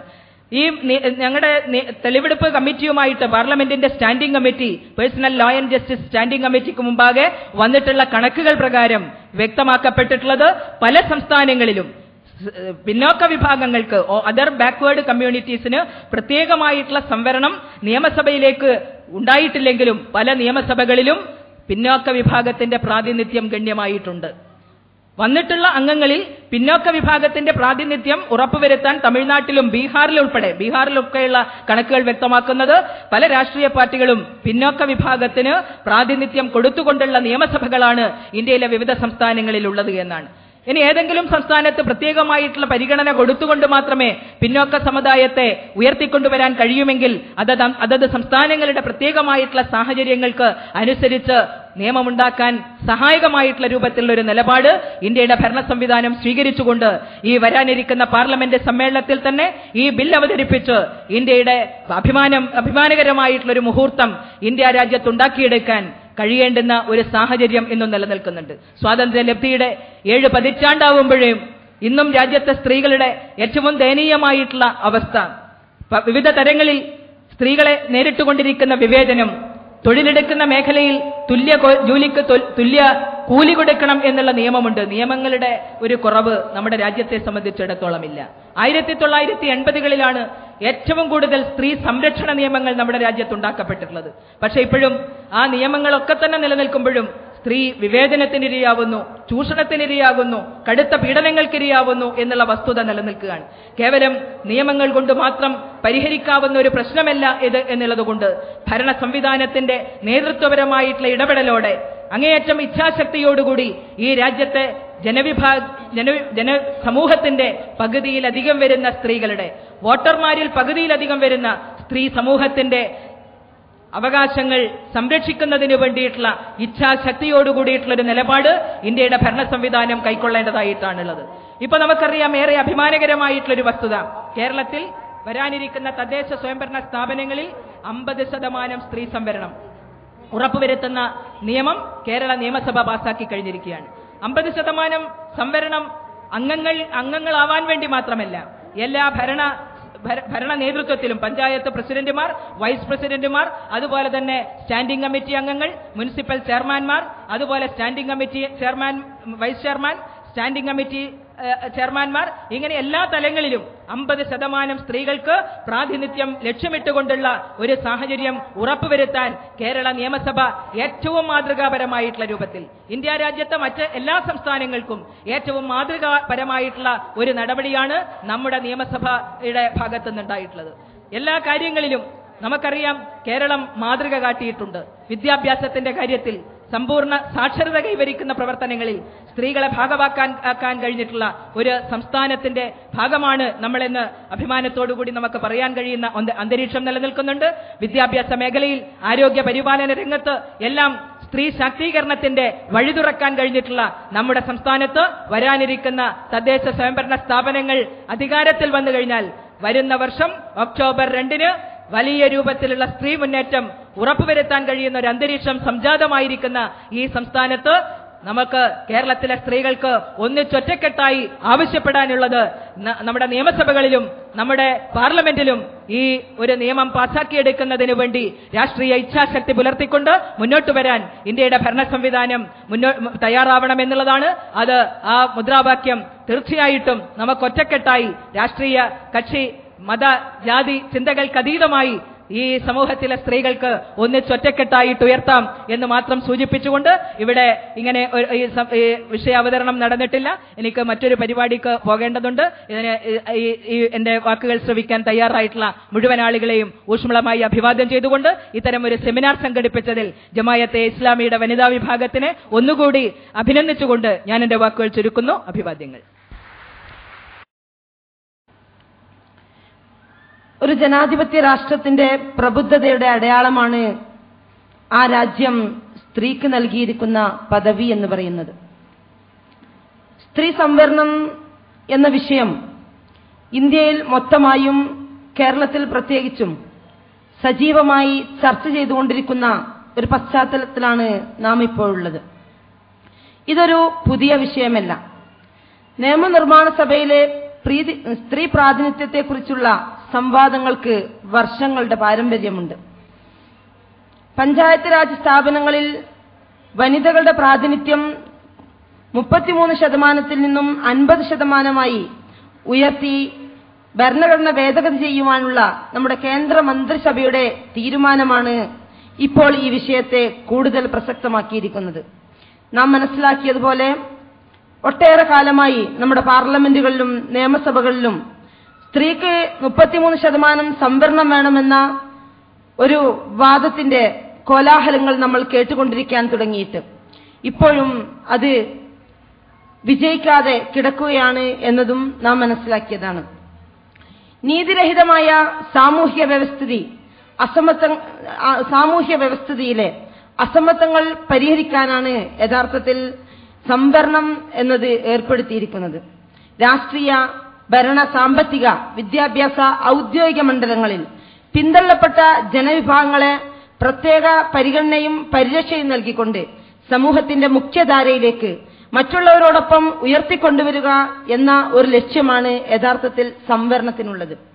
നമുക്കറിയാം എന്തുകൊണ്ട് ജമാഅത്തെ ഇസ്ലാമിയെ പോലുള്ള ഒരു വിപ്ലവ പ്രസ്ഥാനം എന്തുകൊണ്ട് ഈ വിഷയം പ്രസക്തമാകുന്നത് എന്ന് ചോദിച്ചാൽ, സ്ത്രീ സമൂഹത്തെ ഉത്ഭുതരാക്കുകയും അവരുടെ സാമൂഹ്യ പങ്കാളിത്തം ഉറപ്പുവരുത്തുകയും ചെയ്യുക എന്നത് ഗൗരവത്തോടുകൂടി കാണുന്ന ഒരു പ്രസ്ഥാനമാണ് ജമാഅത്തെ ഇസ്ലാമി എന്നത്. അതുകൊണ്ട് തന്നെ ഇത്തരം ഒരു വിഷയം നിസ്സാരമായി കാണാൻ ജമാഅത്തിന് സാധ്യമല്ല. പ്രത്യേകിച്ചും നമുക്കറിയാം വിദ്യാഭ്യാസ രംഗത്തും തൊഴിൽ മേഖലയിലും സാമൂഹിക രാഷ്ട്ര മേഖലകളിലുമൊക്കെ സ്ത്രീ അവളുടെ സാന്നിധ്യം തെളിയിച്ചുകൊണ്ടിരിക്കുകയാണ്. നൂറ്റാണ്ടുകളായി അടിച്ചമർത്തപ്പെട്ട സ്ത്രീയുടെ ശബ്ദം ഇന്ന് എല്ലാ മേഖലകളിലും പ്രതിധ്വനിച്ചുകൊണ്ടിരിക്കുകയാണ്. പ്രൈമറി അധ്യാപിക മുതൽ പാർലമെന്റ് വരെ, പാടത്ത പണി മുതൽ പർവ്വതാരോഹണം വരെ ഇന്ന് സ്ത്രീ എത്തി നിൽക്കുന്ന ഒരു പശ്ചാത്തലം ഉണ്ട് എന്ന് നമ്മൾ സമ്മതിക്കേണ്ടതുണ്ട്. ഒരു നല്ല സമൂഹത്തെ രൂപപ്പെടുത്തിയെടുക്കുന്നതിൽ നിർണായകമായ പങ്ക് വഹിക്കേണ്ടവളാണ് സ്ത്രീ എന്ന് പറയുന്നത്. കാരണം സ്ത്രീ സമൂഹത്തിന്റെ നേർപകുതിയാണ്, കുടുംബത്തിന്റെ വിളക്കാണ്. അതുകൊണ്ട് തന്നെ പൊതുജീവിതത്തിൽ നിന്നും സ്ത്രീയെ അടർത്തി മാറ്റിക്കൊണ്ട് ഒരു സാമൂഹ്യ വിപ്ലവം അല്ലെങ്കിൽ സാമൂഹ്യ പുനരുദ്ധാരണം ഇവിടെ നടക്കുക സാധ്യമല്ല. തീർച്ചയായും സമൂഹത്തിൽ സ്ത്രീക്ക് ഇടം നൽകിക്കൊണ്ട് മാത്രമേ നമ്മുടെ രാജ്യത്തിന്റെ യശസ് സ്ത്രീക്ക് ഇടം നൽകിക്കൊണ്ട് മാത്രമേ നമ്മുടെ രാജ്യത്തിന്റെ യശസ് വർദ്ധിപ്പിക്കുവാൻ നമുക്ക് സാധിക്കുകയുള്ളൂ. വിവിധങ്ങളായ പ്രശ്നങ്ങൾ ഇന്ന് സ്ത്രീ സമൂഹം അഭിമുഖീകരിക്കുന്നുണ്ട്, നേരിട്ടുകൊണ്ടിരിക്കുന്നുണ്ട് എന്ന് നമ്മളെല്ലാവരും മനസ്സിലാക്കിയിരിക്കുകയാണ്. തീർച്ചയായും ഈ സ്ഥിതിവിശേഷം കൂടുതൽ ശ്രദ്ധിക്കപ്പെടുകയും പരിഹാര നടപടികൾ ഉണ്ടാവുകയും ചെയ്യണമെങ്കിൽ അവർക്ക് ഭരണനിർവഹണത്തിൽ കൂടി കാര്യമായ പങ്കാളിത്തം അനിവാര്യമാണ്. ആ ലക്ഷ്യത്തിലേക്കുള്ള വലിയൊരു ചുവടുവെപ്പാണ് യഥാർത്ഥത്തിൽ പഞ്ചായത്ത് സ്ഥാപനങ്ങളിലെ വനിതകളുടെ പ്രാതിനിധ്യം 33% നിന്നും 50% ഉയർത്തിയ ഈ കേന്ദ്രമന്ത്രിസഭയുടെ തീരുമാനത്തെ ജമാഅത്തെ ഇസ്ലാമി നോക്കിക്കാണുന്നത്. തീർച്ചയായും അതുകൊണ്ട് തന്നെ സ്ത്രീയെ പുനരുദ്ധരിക്കുവാനും സ്ത്രീക്ക് സമൂഹത്തിൽ പങ്കാളിത്തം ഉണ്ടാവുകയും ചെയ്യുന്ന, ഭരണത്തിൽ പങ്കാളിത്തം ലഭിക്കുകയും ചെയ്യുന്ന ഈ തീരുമാനത്തെ അതുകൊണ്ട് തന്നെ ഞങ്ങൾ സ്വാഗതം ചെയ്യുകയാണ്. നമുക്കറിയാം നമ്മുടെ സംസ്ഥാനത്ത് 20,554 തദ്ദേശ വാർഡുകളാണ് ഉള്ളത്. വാർഡുകളുടെ അതിർത്തി പുനർനിർണയിക്കുവാൻ സർക്കാർ തീരുമാനിച്ചിട്ടുണ്ട്. ഇതിനായി സംസ്ഥാനത്ത് പി കമാൽകുട്ടി എന്നവരുടെ അധ്യക്ഷതയിൽ ഒരു ഡീലിമിറ്റേഷൻ കമ്മീഷൻ നിയോഗിച്ചിട്ടുണ്ട്. പുതിയ വിഭജനം കൂടി നടക്കുമ്പോൾ 22,000-ലേറെ തദ്ദേശ സ്ഥാപനം സംസ്ഥാനത്തുണ്ടാകും.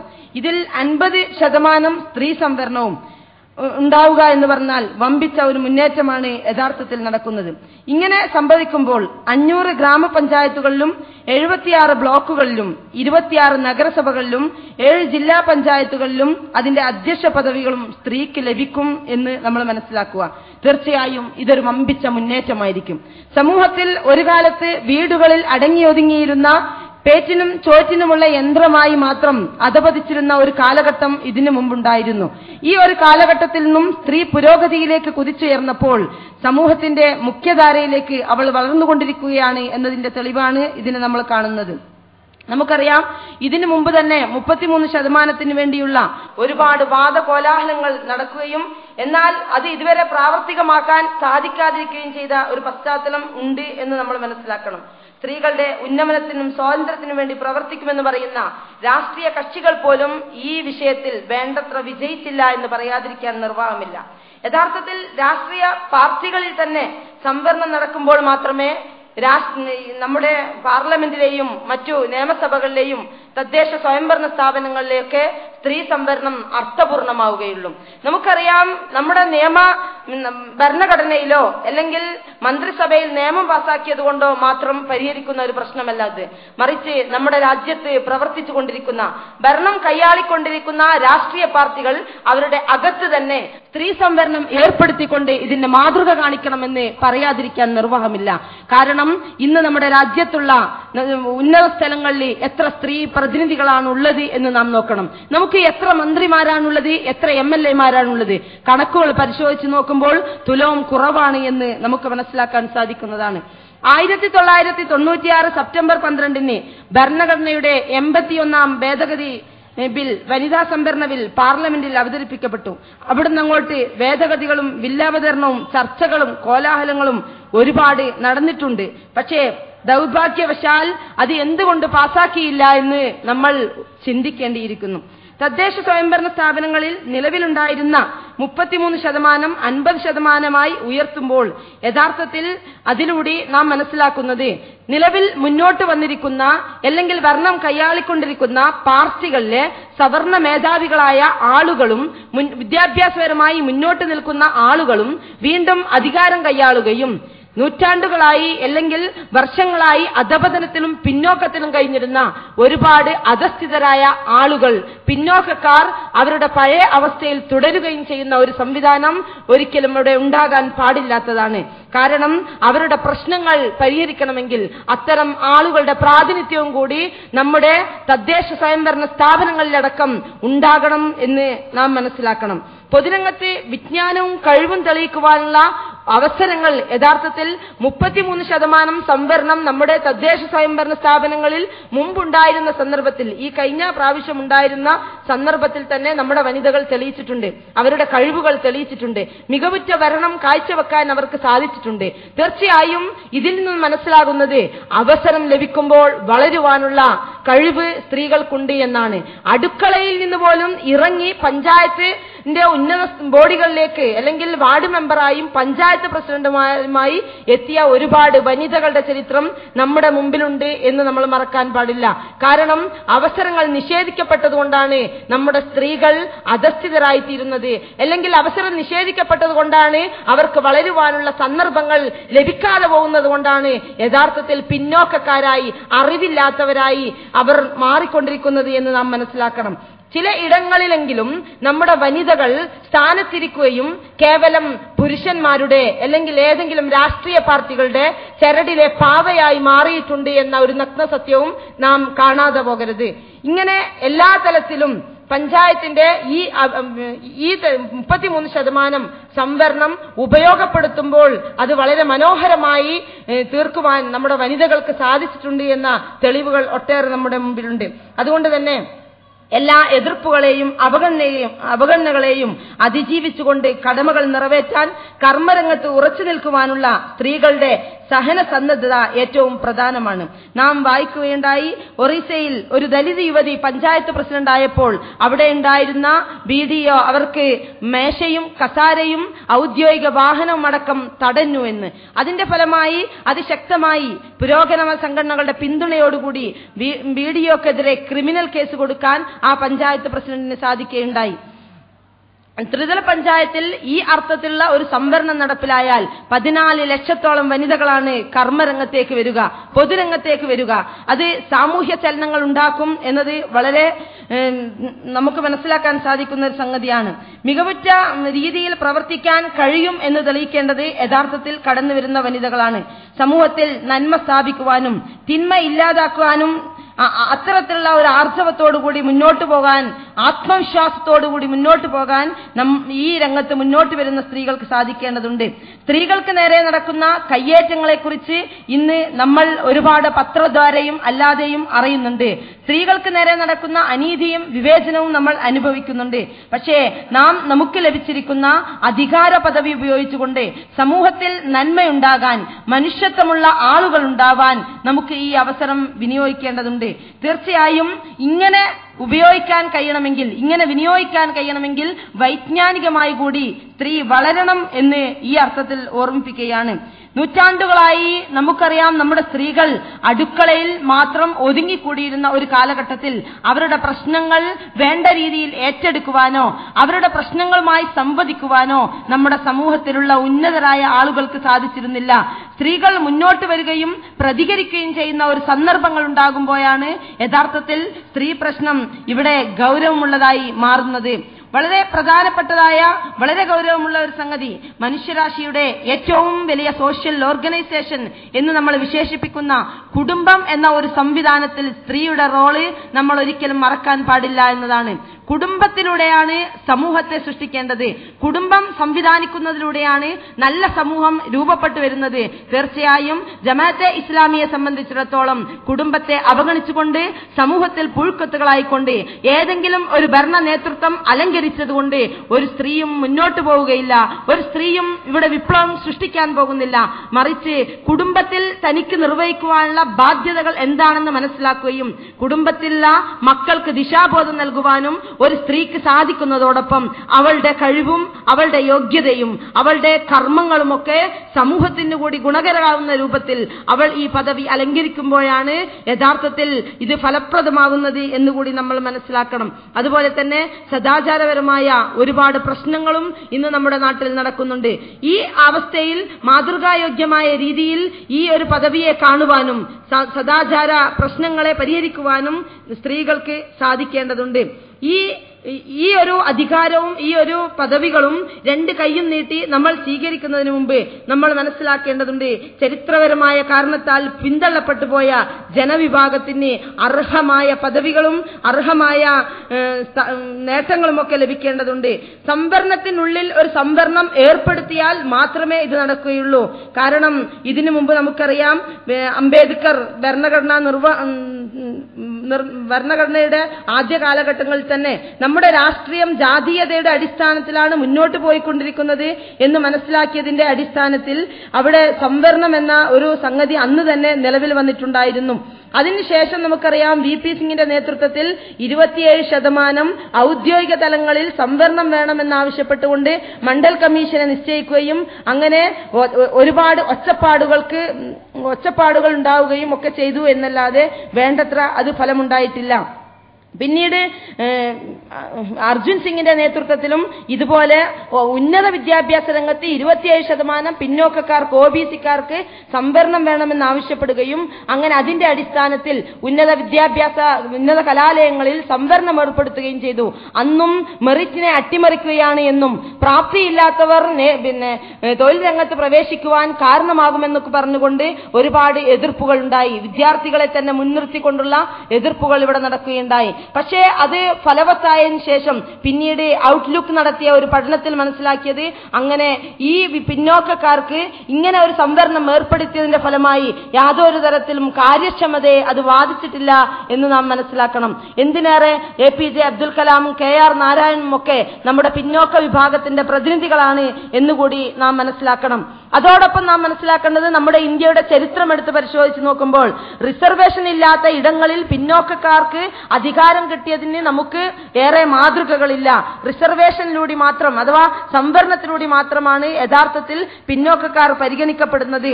ഇങ്ങനെ ലിംഗാടിസ്ഥാനത്തിൽ ഒരു സംവരണം ലഭിക്കണം എന്ന് മാത്രമല്ല നമ്മൾ മനസ്സിലാക്കേണ്ടത്.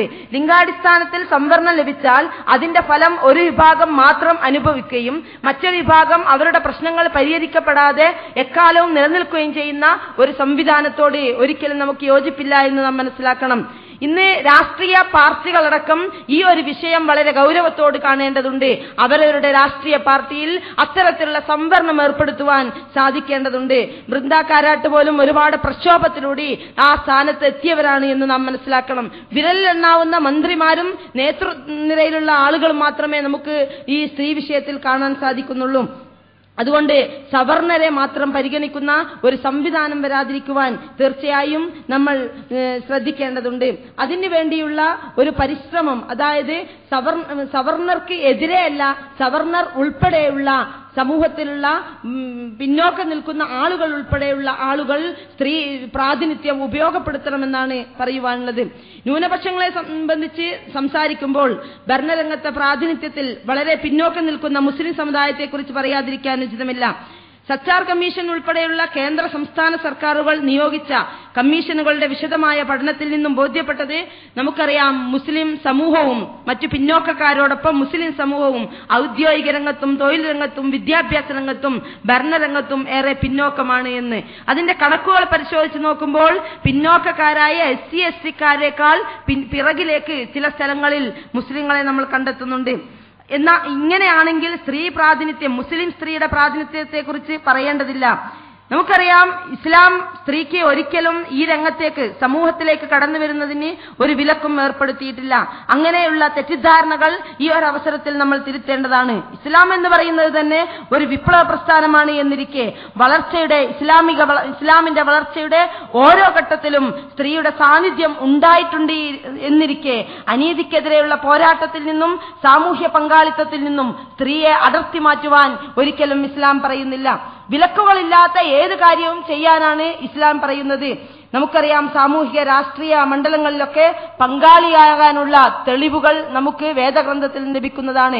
ചരിത്രത്തിലേക്ക് നമ്മൾ തിരിഞ്ഞു നോക്കിയാൽ സ്വേച്ഛാധിപതിയായ ഭരണാധികാരിക്കെതിരെ പോരാട്ടം നടത്തിയ ആസിയ ബീവിയെ പോലുള്ളവരുടെ മാതൃക നമുക്ക് കാണാവുന്നതാണ്.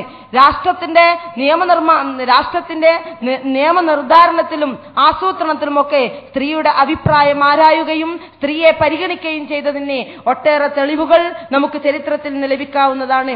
അതുപോലെ തന്നെ ഇസ്ലാമിക രാഷ്ട്രങ്ങളിൽ എടുത്ത് പരിശോധിച്ച് നോക്കിയാൽ ഇറാനെ പോലുള്ള അല്ലെങ്കിൽ ഖിവാൽ മുസ്ലിമിനെ പോലുള്ള സംഘടനകളുമൊക്കെ സ്ത്രീക്ക് ഒരുപാട് പ്രാധാന്യവും ഒരുപാട് പദവികളും നൽകിയതായിട്ട് ചരിത്രത്തിൽ നമുക്ക് മനസ്സിലാക്കാൻ സാധിക്കുന്നതാണ്. അപ്പോൾ കരുത്തുറ്റ ഒരു തലമുറയെ സൃഷ്ടിക്കുവാൻ സ്ത്രീ പങ്കാളിത്തം ആധുനിക കാലഘട്ടത്തിൽ ആവശ്യമാണ് എന്ന് നമുക്ക് ബോധ്യപ്പെട്ടിരിക്കുകയാണ്. കാരണം ഇന്ന് നാം അനുഭവിക്കുന്ന ഒരു വശത്ത് അശ്ലീലവും ആഭാസത്തരവും നൃത്തമാടിക്കൊണ്ടിരിക്കുന്ന ഒരു സമൂഹത്തിൽ പുരോഗതി എന്ന് പറഞ്ഞാൽ, സ്വാതന്ത്ര്യം എന്ന് പറഞ്ഞാൽ ഇതൊക്കെയാണ് എന്ന് വരുത്തി തീർക്കുവാൻ ശ്രമിച്ചുകൊണ്ടിരിക്കുകയും അതാണ് പുരോഗതി എന്നും അതാണ് അധികാരമെന്നും ഒക്കെ പറഞ്ഞുകൊണ്ടിരിക്കുന്ന ഒരു കാലഘട്ടത്തിൽ സദ്വൃത്തരായ വനിതകളുടെ മുന്നേറ്റം തീർച്ചയായും നമ്മുടെ രാജ്യത്ത് ഉണ്ടാകേണ്ടതുണ്ട്. അതുകൊണ്ട് തന്നെ ഈ ഒരു സംവരണത്തെ അനുകൂലമായ ഒരവസ്ഥയിൽ നമ്മൾ നോക്കിക്കാണുമ്പോൾ നമ്മുടെ സമൂഹത്തിൽ നടന്നുകൊണ്ടിരിക്കുന്ന എല്ലാവിധ സാമൂഹ്യ തിന്മക്കെതിരെയും ആഞ്ഞടിക്കാനുള്ള ഒരു അധികാരമായി ഇതിനെ നമ്മൾ ഉപയോഗപ്പെടുത്തേണ്ടതുണ്ട്. അതുമാത്രമല്ല, നമ്മുടെ സമൂഹത്തിൽ പ്രാദേശിക തലത്തിലുള്ള അധികാരം ലഭിക്കുമ്പോൾ യഥാർത്ഥത്തിൽ സ്ത്രീക്ക് തങ്ങളുടെ നാട്ടിലെ സാധാരണക്കാരുടെ പ്രശ്നങ്ങളിലേക്ക് ഇറങ്ങിച്ചെല്ലുവാനും ഈ അധികാരം വേണ്ട രീതിയിൽ ഉപയോഗപ്പെടുത്തുവാനും സാധിക്കുന്നതാണ്. അതുകൊണ്ട് തന്നെ നമ്മളിൽ പിന്നോക്കമുള്ള OBC-യിലും SC/ST ഒക്കെ പെട്ട ആളുകളെ കൂടി പരിഗണിക്കുകയും അവർക്ക് കൂടി ഇത്തരം അധികാരങ്ങളിൽ സ്ഥാനം നൽകിക്കൊണ്ട് പങ്കാളിത്തം നൽകിക്കൊണ്ട് അവരുടെ പ്രശ്നങ്ങൾ കൂടി പരിഹരിക്കുവാനുള്ള അവസരങ്ങൾ നൽകിക്കൊണ്ടായിരിക്കണം യഥാർത്ഥത്തിൽ ഈ ഒരു മുന്നേറ്റത്തെ നമ്മൾ നോക്കിക്കാണേണ്ടത്. തീർച്ചയായും പ്രവാചകന്മാരുടെ അതുപോലെ സാലിഹ്യങ്ങളുടെയൊക്കെ ജീവിതം എടുത്ത് പരിശോധിച്ച് നോക്കുമ്പോൾ സ്ത്രീയെ സമൂഹത്തിൽ നിന്നും അടർത്തി മാറ്റിയതിനുള്ള ഉദാഹരണങ്ങളൊന്നും നമുക്ക് കാണാൻ സാധിക്കുന്നില്ല. മറിച്ച് സ്ത്രീ മുന്നേറ്റത്തിന് വേണ്ടി ഒരുപാട് പ്രോത്സാഹനം നൽകിയ ഉദാഹരണങ്ങൾ ചരിത്രത്തിൽ നിന്ന് നമുക്ക് കാണാനും സാധിക്കുന്നു. അതുകൊണ്ട് തന്നെ വനിതാ സംവരണത്തെ 50% തദ്ദേശ സ്വയംഭരണ സ്ഥാപനങ്ങളിലെ സംവരണത്തെ നമ്മൾ നോക്കിക്കാണേണ്ടത് ഇത് കേവലം ഒരു പദവിയായിട്ടല്ല, നമ്മളിലുള്ള ഒരു വിഭാഗം മാത്രം ഈ പദവികൾ അലങ്കരിക്കേണ്ടവരാണെന്നും ഒരു വിഭാഗം മാത്രം ഈ അധികാരങ്ങൾ കൈയാളേണ്ടവരാണെന്നും ഞങ്ങളൊക്കെ പഴയ അവസ്ഥയിൽ നിൽക്കേണ്ടവരാണെന്നും എന്ന് നമ്മളിലുള്ള പിന്നോക്കക്കാർ ഒരിക്കലും ചിന്തിച്ചുകൂടാ. അതോടൊപ്പം നമ്മൾ മനസ്സിലാക്കേണ്ടത് എല്ലാവരും അധികാരങ്ങളിലേക്ക് എന്ന ഒരു മുദ്രാവാക്യം നമ്മൾ മുഴക്കുന്നില്ല.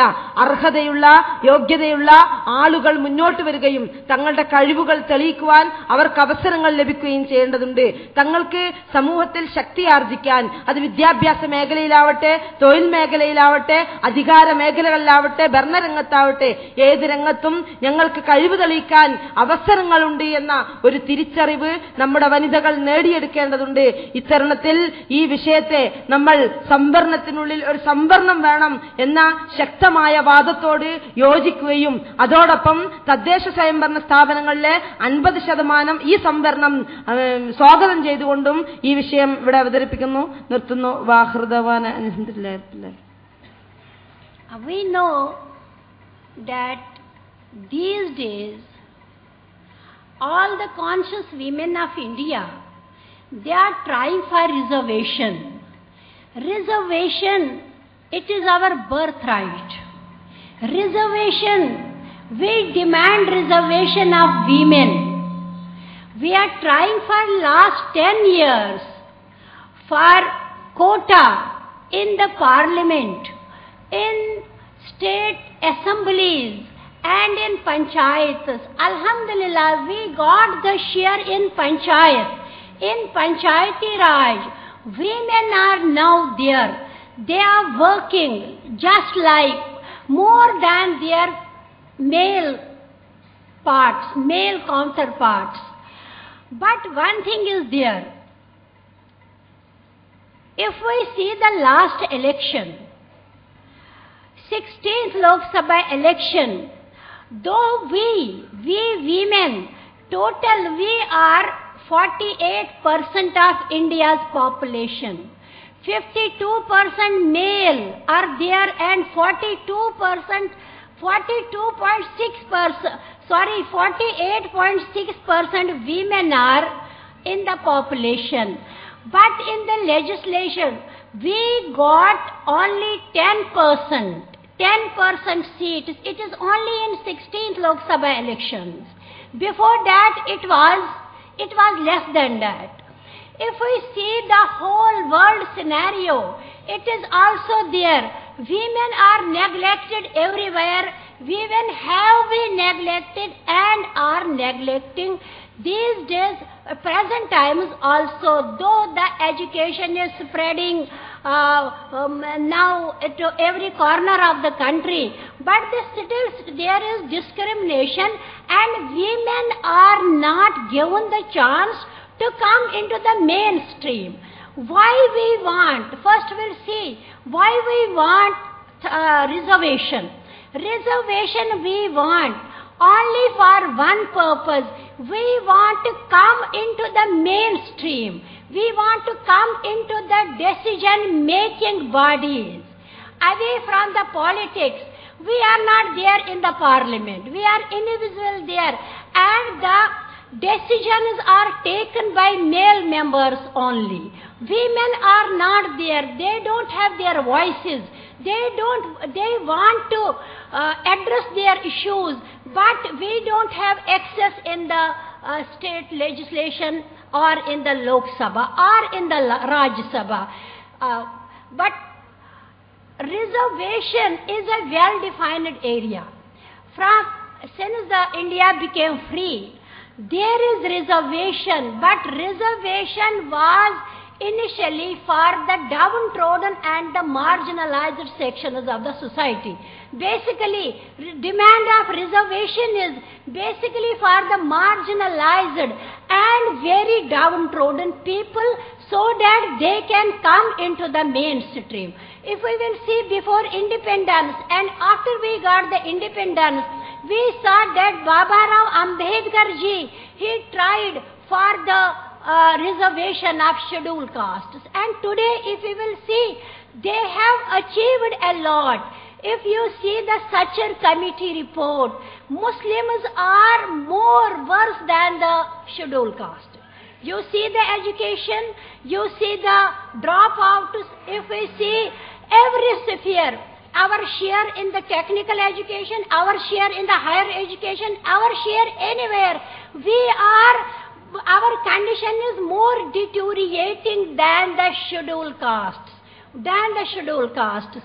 So first we want women's reservation, at least 33%. If we are 50%, about 50%, 48.6%, that is about 50% we are in the population, but we are demanding only 33%. We are with it, all women. All women of India are with it. But now as a Muslim, we are with it, but we don't want. Now I think in the next Parliament session, the bill is tabled. Bill is presented there and it is tabled. But we don't want to pass it in its present form. We want to have separate quota for Muslims, separate quota for Muslim women, separate quota for Muslim women, that is quota within quota. Separate quota for Dalit women. Separate quota for those women who don't have the access. We want to have access after getting the quota done. If we see, after independence, 63 years have passed, but we have not got our due share. Now we are, I have told you earlier, we are more, our condition is more deteriorating than the scheduled castes. Initially we were not demanding for the reservation. Now it is the need of the hour. It is dire need of our. We want to come into the mainstream and we want to have the quota within quota, quota for Muslims and quota for Muslim women. Why? Because if you see, quota is for the downtrodden people, for the people who deserve, for the people who are marginalized, for the people who are very, very poor. Data collecting agencies, those agencies who are collecting data like Census of India, like NSS data, and also the Sachar Committee report, it has proved that Muslims are at the lower rung. Muslims don't have share. They are socially backward, they are economically backward, they are politically backward. So it is the need of the hour that we should have separate quota. We should have our voices heard in the Parliament. We should, we are, I have earlier told you, we are with the people, with the women's organizations, with the activists who are demanding 33% reservation, but we want there should be reservation for the likewise people. Reservation for whom? Reservation is for who represents who. Who represents who? If we will see reservation of women, women represent women. But there should be Muslim women represent Muslim women, not only women. Because there are multifarious problems. There are problems which general women have, but there are specific problems which Muslim women have.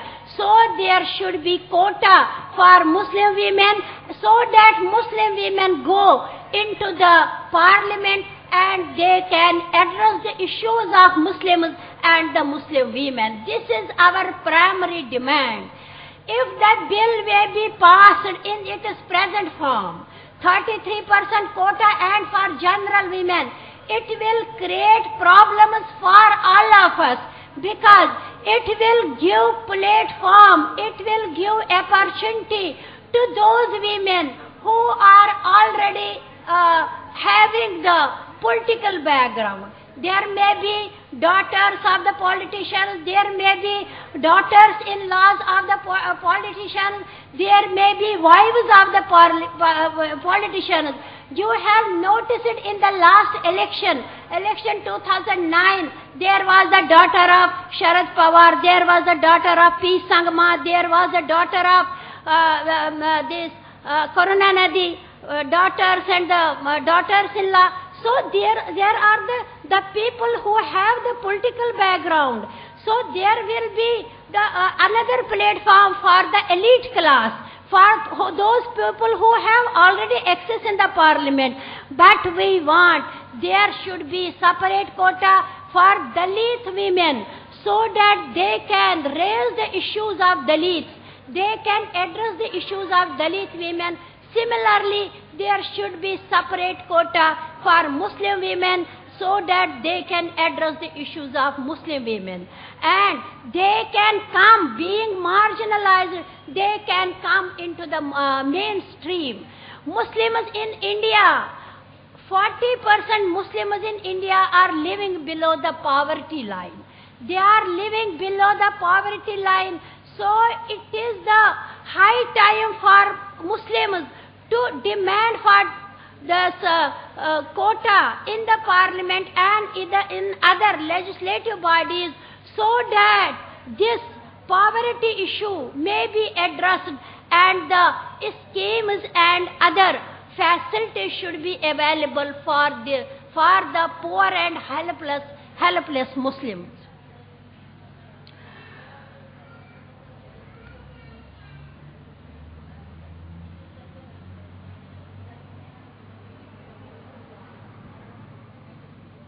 In 1949, Pandit Nehru ji, he promised Muslims that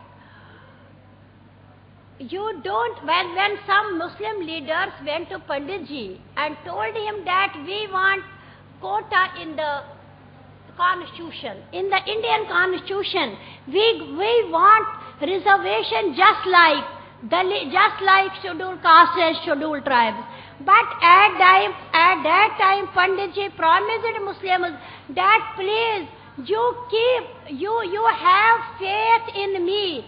I will address your issues. I will give you the reservation in every sphere. But Pandit ji in his lifetime cannot fulfill his promise.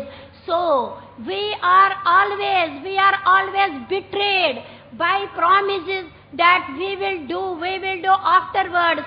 Today, the women's organizations also promise us, you allow us to pass this bill, then there will be quota for Muslims. No, we are saying no. We want, first, there should be separate quota for Muslims and Dalits, then the bill should be passed in the parliament. This is our primary demand. Now, some people, they say that Muslim women, they are under parda, they are under four walls of their houses. How can they go to the parliament? Even then, the high-class Muslim women belonging to upper strata, they will come forward and they will reach the parliament. But no, you are my sisters. You listen, Quran Sharif is also for women. Whole Surah Nisa is dedicated to Muslim women. So, no religion has as high status of women as the Muslim women. We all know that during the Hajj, for so many thousands of years, people are following Hazrat Hajra. They are following Hazrat Hajra because when she took the step, she became assertive to bring water for his child Hazrat Ismail alayhi salam. She came from Safa to Marwa, then ran from Marwa to Safa. So it was her desire, it was her courage that she got water. God gave him water within the mountains, which is known as Zamzam. We have the pride to are the followers of this great woman, and we are the Ummah of Hazrat Muhammad sallallahu alaihi wasallam, who gave women a great status. Up to that, no religion gave such wonderful status to women. So we will come forward. We will come out of our own homes. We will come forward and we will better the status of our community and better the status of our women. We will work for education. We will work for economic empowerment. We will work for the political empowerment. But we want our quota. There should be separate quota. In the parliament we are all with the, all for reservation, but not at its present form. There should be separate quota for Muslim women and Dalit women. Only then their condition will improve and they will come into the mainstream.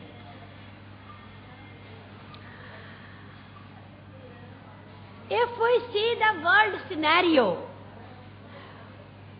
there is today, these days, there is an ad, I think it is on NDTV. Before, there was, during 1918, there was the President of India, John Adams. His son was also the President of India, just like Bush. His John Queen Adams. But their mother, she was wife of one president and the daughter, mother of one president. She was not having the right to vote. Before 1918, it is the situation in 1918. In USA, the women got the vote right. Adult franchise, they got it in 1920. But India, we are, alhamdulillah, we belong to such a great democracy where everybody is equal. We have constitutional guarantees. Article 14, 15 and 16 guarantees equal status for all human beings, whether they may be upper class or lower class, men or women. They may belong to any creed or caste, but they are equal. We will use that right because we have the constitutional guarantee. We will use that right and we will demand for separate quota for Muslims and Dalits so that their condition may be improved. Thank you so much.